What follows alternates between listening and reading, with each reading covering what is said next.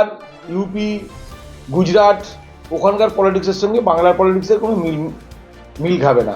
আর এবারে কী কারণে, কোন অজ্ঞাত কারণে যে এই তাড়াতাড়ি রাতারাতি এসআইআর করতে হলো, এটা একমাত্র বিজেপি আর নির্বাচন কমিশনার জানে। একটা জিনিস তো পরিষ্কার হয়ে গিয়েছে যে ভারতবর্ষের নির্বাচন কমিশনার এখন আর এটা নির্বাচন কমিশনার নেই, এটা এখন বিজেপির কমিশনার হয়ে গেছে। ফলে বিজেপির কথা মতো তারা যা ইচ্ছে তাই করছে।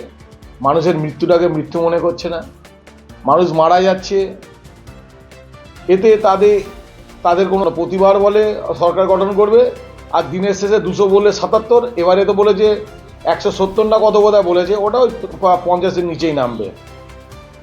বাংলার মানুষ আর ইউপি, গুজরাট ওখানকার পলিটিক্সের সঙ্গে বাংলার পলিটিক্সের কোনো মিল খাবে না। নিয়ে অনেক রকম সমস্যা হচ্ছে এবং বেশ কিছু বিএলও অসুস্থ হয়ে গেল, কিন্তু আত্মহত্যা করলো। আপনার এই যে ওয়ার্ড, ওই ওয়ার্ডে এসআইআর কতটা কমপ্লিট হলো এবং সাধারণ মানুষের কাছে যখন আপনারা যাচ্ছেন বা আপনারা যখন কথা বলছেন, আপনাদেরকে বিএলও কথা বলছেন, কি জানতে পারছেন? এই এসআইআর নিয়ে মানুষ খুব বিরক্ত, এবং মানুষকে সত্যি কথা বলতে কি একটা অশান্তি বাতাবরণ তৈরি করে দিয়ে মানুষকে অসুস্থ করে দিচ্ছে এই এসআইআর। যে কাজ 2 বছরে করার কথা, সে কাজ 2 মাসে, এটা একটা পসিবল নয়। এর আগে 2002-এ এসআইআর হয়েছে, কিন্তু সেই এসআইআর প্রস্তুতি শুরু হয়েছিল প্রায় 2 বছর আগে থেকেই। কিন্তু কি কারণে, কোন অজ্ঞাত কারণে যে এই তাড়াতাড়ি রাতারাতি এসআইআর করতে হলো, এটা একমাত্র বিজেপি আর নির্বাচন কমিশনার জানে। একটা জিনিস তো পরিষ্কার হয়ে গিয়েছে যে ভারতবর্ষের নির্বাচন কমিশনার এখন আর এটা নির্বাচন কমিশনার নেই, এটা এখন বিজেপির কমিশনার হয়ে গেছে। ফলে বিজেপির কথা মতো তারা যা ইচ্ছে তাই করছে।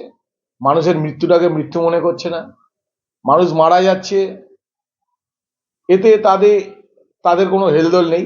বিজেপি বলছে যদি এসআইআর ঠিকঠাক হয় তাহলে 2026-এর যে বিধানসভা নির্বাচন আসতে চলেছে, এবার তারা সরকার গঠন করবে।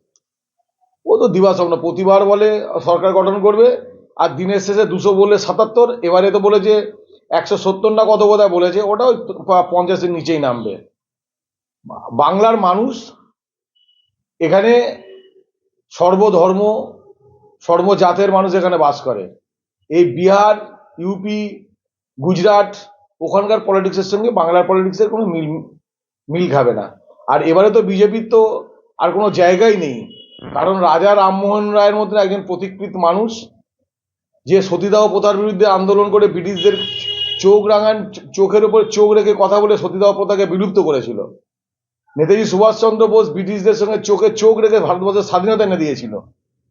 এবং রবীন্দ্রনাথ ঠাকুরের মতো কবি, যার গান সমস্ত কিছুর বেশ করে ব্রিটিশদের চোখের উপর চোখ রেখেছিল। বঙ্কিমচন্দ্রের ধ্বনি তাকে আজকে সংসদে বিলুপ্ত করবার চেষ্টা করছে। ফলে এটা আমার মনে হয় বাংলার মানুষ মেনে নেবে না। বাংলার মানুষ বুঝতে পেরেছে আসলে বিজেপি, ভারতীয় কালচার, ভারতীয় সংস্কৃতির সঙ্গে বিজেপির কোনো মিল নেই, এটা একটা বেনিয়া পার্টি। এদের কি মনে হয় 26-এ আপনারা আবার ক্ষমতা আসতে চলেছেন নাকি না অন্য কিছু? 26-এ আমরা 250-র বেশি সিট নিয়ে বাংলা মমতা ব্যানার্জি চতুর্থবার জন্য মুখ্যমন্ত্রী হবে। বেশ, আমি দিদির কাছে, এবং আপনি কাউন্সিলর এই ওয়ার্ডে, সেখানে দাঁড়িয়ে অভিষেক বন্দ্যোপাধ্যায় বলেন যে ভোট রক্ষা কেন্দ্র করতে, যেখানে সহায়তা কেন্দ্র, আপনার ওয়ার্ডে কতগুলো ক্যাম্প করলেন? আমাদের ওয়ার্ডে টোটাল 13টা ক্যাম্প করা হয়েছে। আর আপনার এই ওয়ার্ডে যারা এসআইআর কত পার্সেন্টেজ পর্যন্ত কাজ পর্যন্ত হলো বলতে পারেন? হ্যাঁ, আমাদের মোটামুটি 18 অব্দি হয়ে গেছে। 80 পর্যন্ত হয়ে গেছে। আজ আপনার একটা প্রতিবাদ মিছিল করছে, হ্যাঁ, হ্যাঁ। কি কারণ? যাতে আমাদের মানুষ এখানে, মানে রাজ্যের মানুষ যেন সচেতন হয়ে থাকেন, আমরা ঠিক সময়ে কাজটা নিতে পারি, করতে পারি। তরুণদা, এই যে সচেতনমূলক যে আপনার যে প্রতিবাদ ডাক দিয়েছেন এই আপনার এই ওয়ার্ডের তরফ থেকে, এই মিছিলের মাধ্যমে কি দলের ঘোষিত সিদ্ধান্ত অনুযায়ী আজকে আমাদের মিছিল, এই মিছিলের আমাদের মূল স্লোগানই হবে যে বিজেপি এবং নির্বাচন কমিশন তার যে অশুভ আতাত সেটা ধ্বংস হোক। মানুষের গণতন্ত্র ভারতবর্ষে প্রতিষ্ঠিত হোক। এ যাবৎকালে ভারতবর্ষে যত নির্বাচন হয়েছে, কোনো নির্বাচন না, এগুলো সব প্রহসনে পরিণত হয়েছে, এবং সেটা নির্বাচন কমিশনারের বদান্যতায়। ফলে বাংলার মাটিতে দাঁড়িয়ে আমাদের একটাই, যে বিজেপি এবং নির্বাচন কমিশন তার যে অশুভ আতাত সেটা ধ্বংস হোক। আমার শেষ প্রশ্ন, 10 তারিখে ডিসেম্বরে ব্রিগেডে লক্ষ্যপথের গীতা পাঠ, একটা হিন্দুত্ববাদ তৈরি করার চেষ্টা হচ্ছে এই বাংলাতে, তেমনই আপনার বলেন।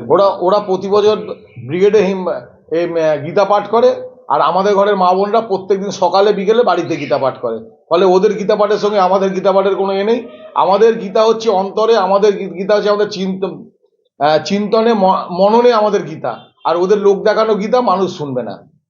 আপনার নাম? আর তরুণ মণ্ডল, প্রাক্তন পৌর প্রতিনিধি এবং সভাপতি 105 নম্বর ওয়ার্ড তৃণমূল কংগ্রেস।